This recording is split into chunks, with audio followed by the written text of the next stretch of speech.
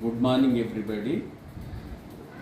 ఈరోజు మనము grammar mistake వల్ల ఎన్నో అనర్థాలు జరుగుతుంటాయి. అట్లాంటిది ఒక చిన్న స్పెల్లింగ్ మిస్టేక్ వల్ల ఇంగ్లీష్లో జరిగే మీనింగ్ ఎలా మారిపోతుంది అనేది క్లియర్గా ఎక్స్ప్లెయిన్ చేస్తాను. సైన్స్లో టీచర్ 2 సెంటెన్సులు రాస్తారు. ఒకటి, sun is a star, all the planets are revolving around the sun in the stipulated orbits.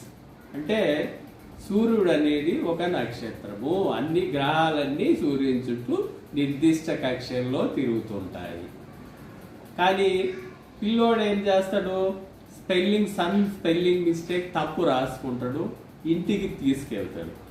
ఆ బుక్ను వాళ్ళ నాన్న చూస్తాడు. వాళ్ళ నాన్నకు ఇంగ్లీషు తెలుగు మీడియం అతను ఇంగ్లీష్ అంత మాత్రం వస్తాయి అన్నమాట. తీసి చదువుతాడు.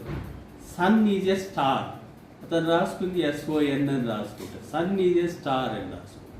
అబ్బా, నా కొడుకు ఒక నక్షత్రం మాది వెళ్ళిపోతాడని నవ్వుకుంటాడు.